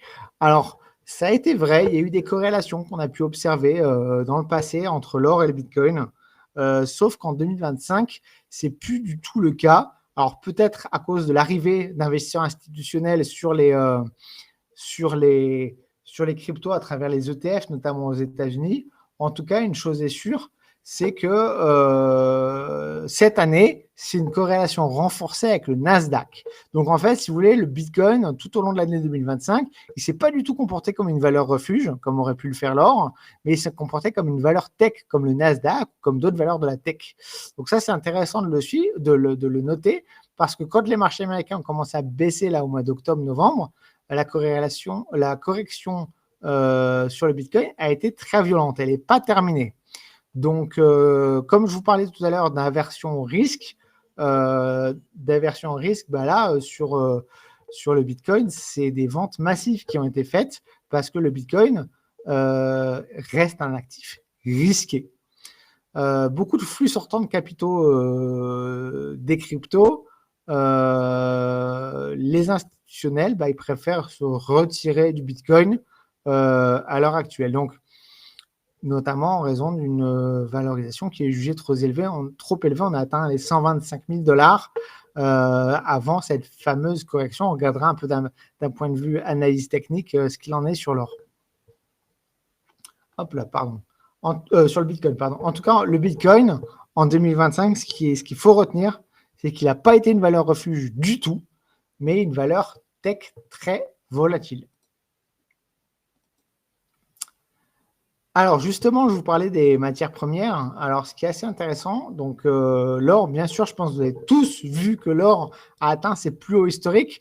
On a dépassé les 4 000 $, 4 200, 4 300 $. On a vraiment battu tous les records sur l'or, mais pourtant, ce n'est pas l'or qui a le plus performé en 2025, c'est l'argent. Au jour d'aujourd'hui, l'argent a fait une performance de plus 104%. Alors bien sûr, porté par le phénomène avec l'or, c'est dans la même direction que l'or, mais l'argent étant plus volatile, l'amplitude du mouvement était plus importante sur l'argent. L'or, lui, a quand même fait une très belle performance de plus 61%, et dans la catégorie des métaux précieux ou semi-précieux, le cuivre, lui aussi, a augmenté de 22%. Et c'est là que c'est intéressant de noter quand même, c'est que très souvent on se dit les matières premières ça fait que monter. Non, c'est pas vrai. Le maïs a enregistré une perte de 6,34% sur l'année. Le pétrole, une perte de 9,73% sur l'année. Alors le pétrole a été très volatile avec des très très fortes hausses quand il y a eu des tensions dans la mer Rouge, etc. Puis il est très fortement baissé. Alors ce qui est important de noter avec le pétrole, c'est que le pétrole, il est directement lié au PIB mondial. C'est-à-dire, plus il y a d'activité économique mondiale, plus le pétrole baisse, plus il y a d'activité, moins il y a il y a une corrélation entre le pétrole et l'activité mondiale. Parce que plus l'activité mondiale est importante, plus on a besoin de pétrole. Et le deuxième paramètre, parce que ça, c'est le besoin, c'est l'offre, c'est l'OCDE, donc pas l'OCDE, pardon, l'OPEP, je dis des bêtises, l'OPEP, les pays producteurs de pétrole qui décident si on va augmenter ou baisser la production. Et en fait, il y a toute cette guerre, ça, si vous traitez le pétrole, vous devez absolument le savoir, toute cette guerre entre l'anticipation de l'économie mondiale, est-ce qu'elle va augmenter ou baisser, ce qui va créer plus de demandes ou moins de demandes de pétrole, et l'OPEP de son côté qui va jouer sur augmenter les quotas de production, baisser les quotas de production pour contrebalancer tout ça. Donc ça, si vous traitez le pétrole, alors si vous investissez sur le pétrole à long terme, c'est autre chose, mais si vous traitez activement le pétrole, c'est voir. Et le blé, qui a été très impacté à la hausse au début de la guerre en Ukraine, qui affiche une performance de moins 14% sur 2025. Alors, l'or physique, bien sûr, on ne va pas trop en parler, mais c'est l'actif qui a été le plus utilisé comme valeur refuge. Toutes ces tensions géopolitiques, politiques, économiques, de dette, etc., c'est ça qui a permis à l'or d'atteindre des sommets historiques. Donc, si vous voulez investir dans l'or, vous pouvez le faire avec des produits de bourse, vous pouvez le faire avec des ETF, vous pouvez le faire aussi avec de l'or physique. En général, on aime l'or physique quand on a vraiment peur que tout le système s'effondre. Mais bon, ça peut arriver, j'en sais rien. Encore une fois, je n'ai pas de boule de cristal. Le contexte n'est pas brillant. Il peut très fortement s'améliorer en 2026, comme il peut s'aggraver. En tout cas, si vous voulez acheter de l'or, l'or physique, ça offre une bonne solution. Seul bémol, c'est son stockage et les risques. Il faut quand même penser à ça. Si vous le stockez dans un coffre à la banque, ça va vous coûter de l'argent. Si vous le stockez chez vous, il y a un risque qu'il soit perdu, volé, détruit. Donc, faites attention. Deuxième valeur refuge qu'on va utiliser en période d'incertitude habituellement, c'est les bons du Trésor américain. Alors, les Américains, c'est un peu un monde à part, c'est-à-dire que bien sûr, leur dette, elle est 10 fois, 20 fois, 100 fois plus importante que celle des pays européens. Seulement, eux, ils s'en foutent, ils continuent, ils ne s'inquiètent pas, ils se disent, ils ne sont pas inquiets sur le remboursement de la dette ou ce genre de choses. Ils sont dans un peu un contexte à part. N'empêche que les bons du Trésor américain, traditionnellement, ça reste la valeur refuge par excellence. Maintenant, et ça a très, très fortement valeur refuge par excellence pour les fonds d'investissement et pour les fonds de pension, parce que les fonds de pension, ils vont plus facilement acheter des bons du Trésor qui rapportent des intérêts et qui font et les fonds de pension hein, qui sont les fonds d'investissement qui gèrent la retraite des Américains, ils vont avoir des intérêts, etc. Il ne faut pas oublier que quand on cherche une valeur refuge, qu'on a un fonds d'investissement ou un fonds de pension, on va chercher la valeur refuge qui est stable, mais celle aussi qui offre un rendement. Les bons du Trésor ont ce combo de valeur refuge et de rendement qui intéresse beaucoup d'investisseurs institutionnels. L'or, lui, n'offre pas de rendement, mais avec ce qu'on a vu avec le shutdown, les inquiétudes, etc., autour de la dette américaine, je pense qu'il y a beaucoup d'investisseurs institutionnels qui se sont délaissés du bon du Trésor pour aller sur l'or, même s'ils ne rapportent rien. C'est mieux en période de crise que faire des pertes. Voilà. Et alors, justement, dernière valeur refuge, si on veut sortir du dollar et si on veut sortir de l'or, valeur refuge un peu oubliée, c'est le yen. Et là, pareil, je ne vais pas avoir le temps. Vous voyez qu'on a déjà beaucoup dépassé. Je vais essayer d'accélérer. On a beaucoup dépassé sur l'horaire, mais on a un article sur Café de la Bourse pour le yen. Donc, si c'est ce qui vous intéresse, vous pourrez aller regarder l'article. Je vais vous mettre le lien ici en commentaire. Et c'est une analyse complète. Alors, il faut savoir que tous les articles de Café de la Bourse, on les met à jour très régulièrement, tous les mois ou tous les 2-3 mois pour certains. Ça dépend. Enfin, en tout cas, on les met très régulièrement à jour. Donc, peu importe l'article, même si on l'a écrit il y a très longtemps, si vous allez le consulter aujourd'hui, vous savez que ça a été mis à jour récemment. Vous voyez, celui-là, c'est un article que j'ai écrit il y a longtemps, mais il a été mis à jour le 24 septembre 2025. Alors, attends, je ne retrouve plus le lien. Je vais vous le mettre dans le chat. Je vais quand même vous le mettre dans le chat. Si vous regardez le replay du webinaire, je mettrai les liens en commentaire en dessous à chaque fois. Hein. En dessous de la vidéo. Comme ça, vous savez, vous avez les liens en dessous de la vidéo.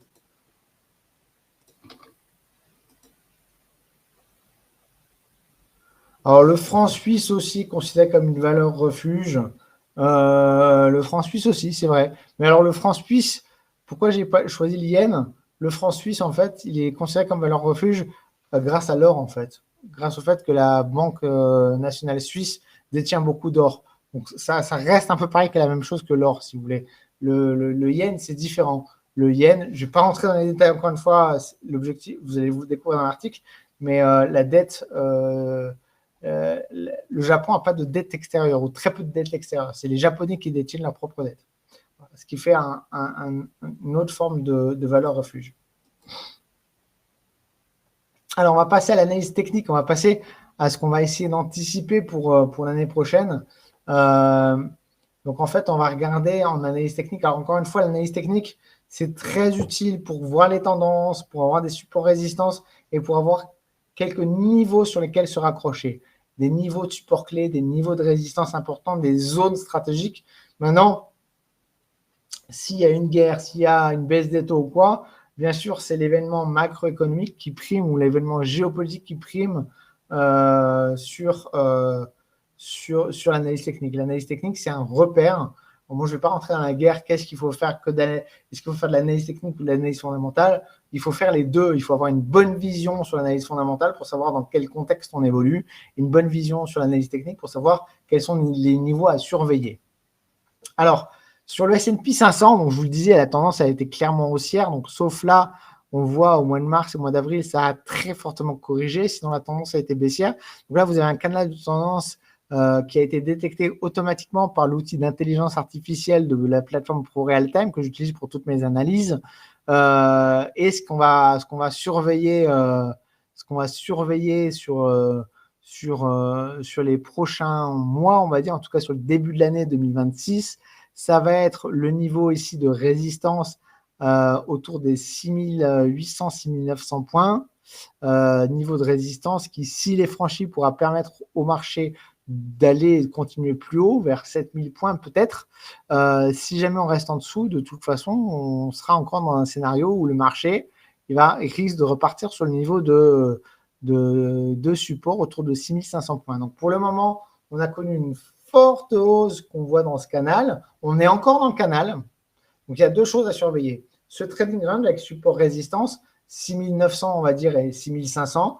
Tant qu'on évolue entre les deux et qu'on ne sort pas par le bas ou qu'on ne sort pas par le haut, on va continuer probablement à évoluer dans ce range-là. C'est probablement ce qui pourrait se passer au mois de décembre. On va voir. Pareil, j'ai fait un autre article sur les rallyes de fin d'année. Allez le voir. Peut-être qu'il va se passer, peut-être qu'on va connaître un rallye de fin d'année. Attention, parce que si on a un rallye de fin d'année, ça serait peut-être un faux signal technique. Donc ça peut être une fausse cassure technique. En tout cas, on va surveiller ce niveau de support de résistance horizontaux et on va surveiller aussi le canal. Donc, tant qu'on est entre ce support et cette résistance, là, c'est un peu le statu quo. Et tant qu'on est dans le canal, on ne va pas s'enflammer. On n'est pas sur un statu quo, on est quand même sur une tendance haussière, mais il n'y aura pas d'accélération. Et tant qu'on reste dans le canal, on pourrait continuer à être à la hausse. Par contre, si on sort du canal par le bas, là, par contre, ça peut faire mal. Là, on peut connaître une forte correction.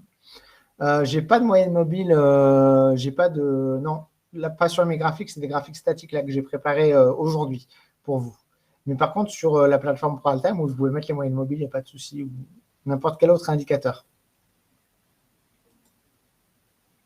Alors, je vais pas avoir le temps de vous montrer toutes les analyses. Donc, nous, on fait beaucoup d'analyses sur Café de la Bourse. Vous avez 2 articles pour le Nasdaq et pour les bourses américaines que vous pouvez aller voir, qui ont été rédigés par Louis et par Clémence. Donc, Louis, notre rédacteur en chef, et Clémence, responsable éditorial de Café de la Bourse. Très bons articles. Je ne vais pas vous mettre les liens là dans le chat. Par contre, dans la vidéo enregistrée sur YouTube, je vous mettrai les liens en commentaire. Je commence à avoir plus de voix, je suis désolé. Analyse du CAC 40. Analyse du CAC 40. Donc là, on n'a pas spécialement de canal de tendance sur le CAC 40 parce qu'on voit la tendance, elle est quand même moins claire sur 2025. Elle est haussière, hein, bien sûr, mais elle est moins précise, moins claire. Par contre, on a des niveaux super importants, donc 8200, 8300 points. Alors évidemment, encore une fois, les supports résistances, on les trace par des traits, mais c'est des zones, moi je le dis souvent, il faudrait les tracer avec un pouce gras, très gras. C'est des zones. Donc 8200, 8300 points, c'est la zone de résistance qu'il faudra surveiller. C'est aussi les plus hauts historiques. Donc si on arrive à passer au-delà, on pourrait avoir une forte accélération à la hausse. Pour le moment, ce n'est pas le cas. Pour le moment, le marché a plutôt tendance à se diriger vers le prochain niveau de support, qui a longtemps été une résistance. On le voit ici, hein. Ça a été une résistance au mois de mai, au mois de juin, au mois de juillet, au mois d'août, au mois de septembre. Ça a été une résistance. On l'a passé, c'est devenu un support. On est un peu en dessous des 8000 points. On est à 7950 points. On va dire 7950 à 8000 points. Encore une fois, c'est une zone très gras. Et ça, c'est une zone très importante. Si on passe en dessous, psychologiquement, techniquement, ça pourrait nous ramener directement aux 7550 points qui constituent le dernier niveau le prochain niveau de support. Dernier niveau de support, on est bien plus bas. Je pense qu'on ne va pas voir ça d'ici la fin de l'année, à moins qu'il y ait vraiment un événement inattendu, grave, dramatique qui se produise d'ici la fin de l'année, ce que je n'espère pas. Mais sinon, on a les deux derniers niveaux de support à 7150 points et à 6850 points. Mais pour le moment, on est encore loin. Ce qu'il faut surveiller, c'est la zone entre 8200 et 8300 et la zone autour de 7950 et 8000. Ça va être les zones importantes qu'il va falloir surveiller. D'un point de vue technique. Le Bitcoin, ça je vous l'ai dit, le Bitcoin, il a dérouillé assez fortement en cette fin d'année et donc il ne joue pas du tout le rôle de valeur refuge que l'or pourrait jouer et qu'on aimerait bien lui prêter. Le Bitcoin il a atteint les 126 000. Depuis qu'il a atteint les 126 000, ça a été une suite de baisses. Donc là, on est en train de, aujourd'hui même, on est à 84 700. Alors peut-être que ça a encore un peu bougé parce que ça, c'est un graphe que j'ai fait il y a 1 heure avant le webinaire, enfin il y a 1h30 du coup maintenant. On est en train de travailler sur une zone de résistance. Si on passe en dessous, on pourrait carrément aller sur les 79 000 points qui constituent le prochain niveau de support. Alors, il faudra surveiller ça avec attention, les 79 000. Alors, on peut très bien, sur les 84 700, un peu remonter. À ce moment-là, on va peut-être aller chercher les 90 000.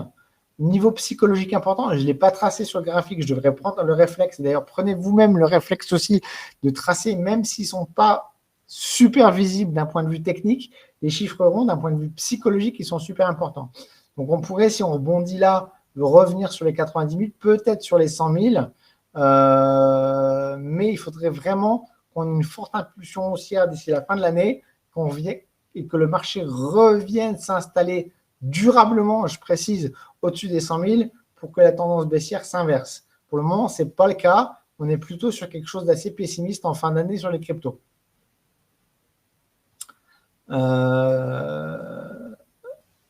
Et l'or qui, lui, joue par contre fortement son rôle de valeur refuge. Alors, on avait cette zone tout au long de l'année, là, jusqu'au mois de septembre. On n'arrivait pas à passer au-dessus. C'était les 3450 $. C'était une forte résistance. On l'a cassé. Depuis, ça a été l'envolée jusqu'à 4400, enfin 4380, quasiment 4400. Après, il y a une forte correction. C'est normal. Il y a des fortes prises de bénéfices. Rappelez-vous cet adage, les prix ne montent pas, les arbres ne montent pas jusqu'au ciel, les prix c'est pareil. Donc à un moment donné, il y a des prises de bénéfices, surtout que là, si vous voulez, la prise de bénéfices, on aurait pu clairement l'anticiper. Vous voyez, on s'est arrêté 1 fois, 2 fois, 3 fois. Quand on s'arrête 3 fois sur un niveau comme ça sans parvenir à le franchir, c'est que le marché, normalement, il n'ira pas plus loin. Donc, les spéculateurs se disent ça ira pas plus loin, je prends mes bénéfices. Et là, boum, et c'est ce qui s'est passé. Grosse baisse. Après, la grosse baisse, on est descendu à 3900. On reste quand même très largement au-dessus des 3450 du début de l'année et même les 3000 d'avant ça. Donc, on reste sur des prix très élevés. D'ailleurs, le marché s'est repris ensuite. Après ce nettoyage, c'est un peu une purge, en fait, si vous voulez, une purge des prises de bénéfices. Et on est reparti sur la tendance haussière. Et là, on est à nouveau depuis qu'on a passé ce niveau ici en rouge de résistance. Là, on l'a passé, on l'a cassé. Et on va peut-être revenir le tester à nouveau. Mais en tout cas, il est cassé et on est en bonne voie, à mon avis, pour revenir sur les plus hauts historiques. Et il faudra suivre à ce moment-là comment le marché va réagir. Est-ce que le marché va réagir comme ici, tenter plusieurs fois de casser sans y parvenir, ou est-ce qu'il va vraiment casser? Et à ce moment-là, on pourrait même peut-être aller à 4500, même peut-être 5000. Il y a pour début 2025, il y a un certain nombre d'analystes de grandes banques qui estiment qu'on pourrait aller jusqu'à 5000.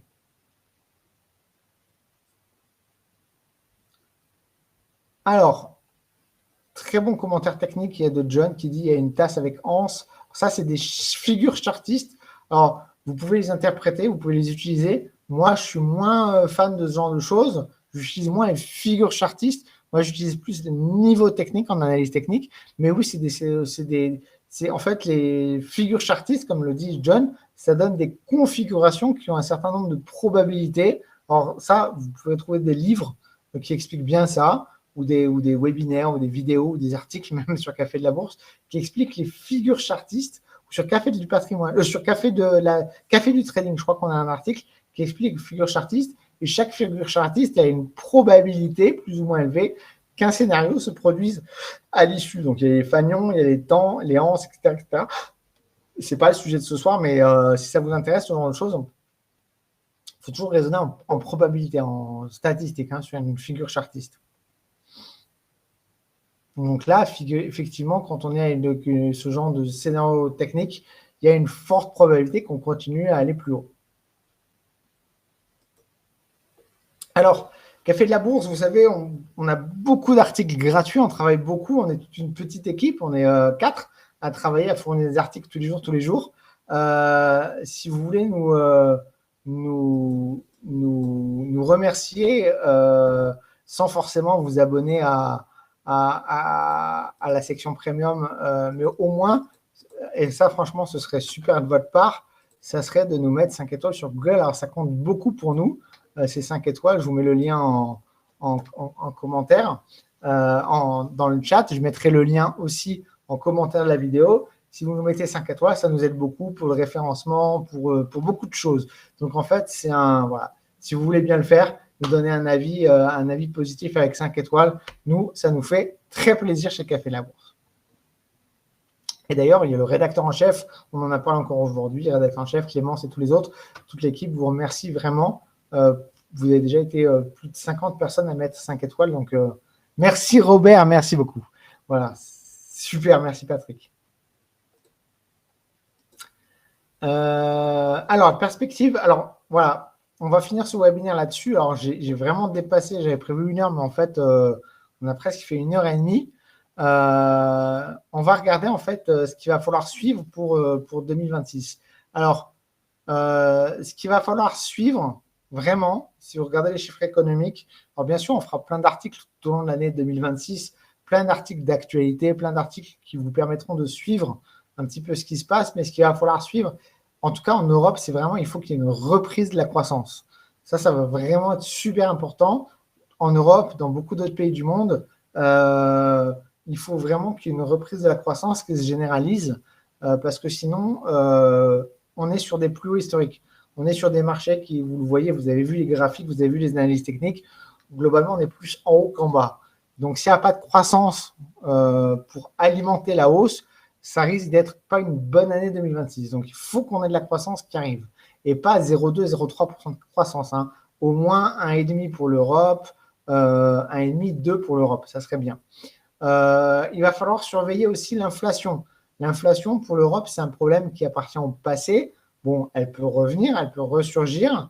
Et l'inflation, comme je l'ai expliqué, elle impacte directement les taux d'intérêt, lesquels impactent les marchés boursiers. Donc, il va vraiment falloir suivre attentivement l'évolution de l'inflation, surtout aux États-Unis. Surtout aux États-Unis, où on a une inflation qui revient en cette fin d'année, au mois de novembre, une inflation qui repart à la hausse. C'est pas bon. Ça peut vraiment. Donc, il va falloir surveiller ça. Vraiment, les janvier, février, suivez les statistiques sur votre calendrier économique, suivez les chiffres de l'inflation. Et ensuite, bien sûr, les politiques monétaires. Est-ce que les banques centrales vont augmenter leurs taux? Est-ce qu'elles vont les baisser? Est-ce que la BCE elle va passer de 2,15 à 2 à 1,50 et peut-être même sur des politiques à taux zéro, comme ce qu'on a vu pour relancer l'économie quand on était en période de crise, peut-être ça serait un bon signal pour une bonne année boursière 2026. Ou est-ce qu'elle va augmenter ses taux? Je ne sais pas pourquoi elle le ferait, on n'est pas à l'abri de ce genre de choses. En tout cas, ce serait du coup un mauvais signal. Donc, suivez ces trois choses: croissance économique, inflation et décision de taux d'intérêt. C'est les trois choses importantes, vraiment importantes à suivre. En tout cas, pour l'Europe. Pour les États-Unis, il y a le taux de chômage aussi qu'il faut surveiller de près. Mais en tout cas, suivez ces trois indicateurs pour début 2026. Les thématiques d'investissement, alors on verra, on fera le point fin 2026 dans un webinaire avec les secteurs qui ont le plus fonctionné. Mais ce qu'il faudra surveiller, c'est la transition énergétique. Tout ce qui touche à la transition énergétique. Pas forcément qu'aux États-Unis, en Europe aussi, au niveau mondial. Là, je ne vous fais pas de sectoriel par pays, mais voilà, tout ce qui touche à la transition énergétique. Donc, on voyait tout à l'heure Air Liquide. Air Liquide, ils sont dans l'hydrogène. À mon avis, c'est ce genre de valeur. Total, Air Liquide, enfin tout ce qui touche à la transition énergétique. Total, ça peut paraître bizarre, mais ils sont assez positionnés assez fort sur la transition énergétique aussi. Tout ce qui est technologie innovante pour transformer les industries, la robotique, l'intelligence artificielle, la cybersécurité, tout ça, ça va être des sujets de 2026. Pour la cybersécurité, c'est sûr. Pour la robotique, j'en suis convaincu. Pour l'intelligence artificielle, je rajoute juste un petit bémol, petite parenthèse. Attention à une bulle spéculative sur l'intelligence artificielle. L'intelligence artificielle, ça transforme énormément l'économie dans laquelle on vit, mais c'est peut-être un peu survendu. Un peu survendu, comme l'Internet dans les années 2000, comme les cryptos dans les années 2016-2017. Attention donc, on pourrait potentiellement voir une bulle spéculative exploser. Mais en tout cas, encore une fois, et c'est la beauté des ETF, si vous voulez vous exposer sur les technologies innovantes, pas que sur l'intelligence artificielle, mais sur les technologies innovantes, vous prenez un ETF thématique qui vous fera une diversification. Vous ne serez pas que sur l'intelligence artificielle, vous serez sur la robotique, sur la cybersécurité, etc., les innovations numériques. Ensuite, le secteur de la santé, les biotechnologies, la santé numérique, les innovations médicales. Il y a beaucoup de choses qui pourraient être intéressantes en 2026 sur ce secteur-là. Et ensuite, les marchés durables, parce qu'on est dans une crise politique, donc une crise de la confiance aussi, en fait, finalement. Beaucoup de manipulation, beaucoup de corruption, beaucoup de problèmes. Donc, tout ce qui est marché durable, gouvernance attractive, voilà, tout ce qui est, on va dire, bien géré, bonne gestion. Alors, quand on parle des marchés durables, on parle de l'environnement, bien sûr, ce qui rejoint un peu la transition énergétique, mais on parle aussi de la gouvernance des entreprises et l'impact social des entreprises.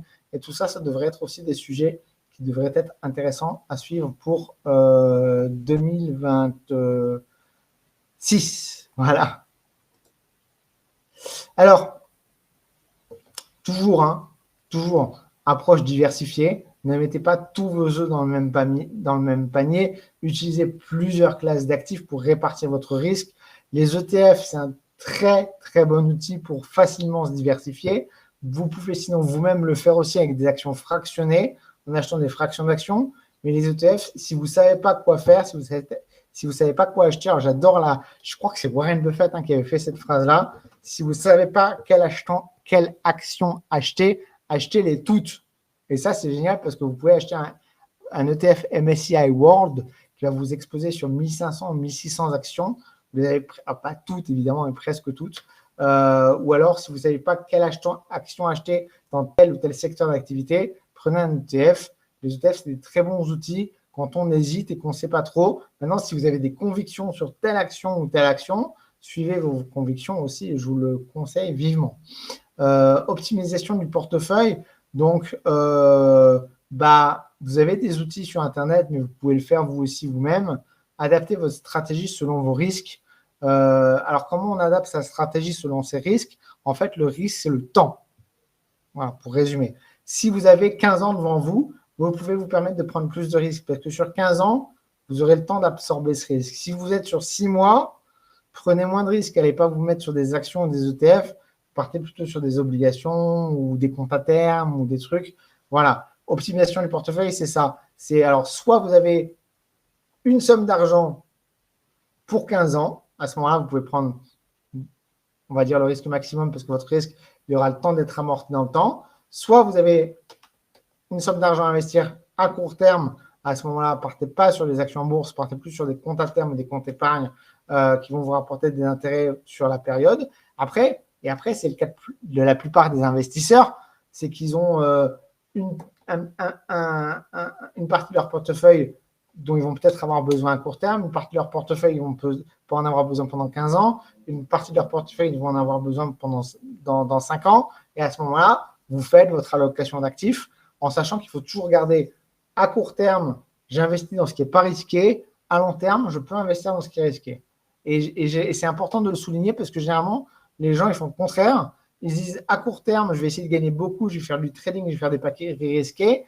Et à long terme, je vais mettre dans un fonds euro qui rapporte 3% par an. C'est l'inverse qu'il faut faire, en fait.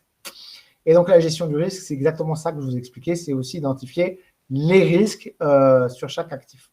Et ça, je ne vais pas avoir le temps de faire tout un cours sur la gestion du risque, mais on a des très bons articles sur le Café de la Bourse. Pour tout ça, voilà, alors j'ai beaucoup dépassé. Ça fait presque 2 heures, ça fait combien 1h40 qu'on est connectés ensemble, donc j'ai dépassé de 40 minutes. Mais j'espère que c'était intéressant. J'espère que ça valait le coup. On va passer aux questions-réponses.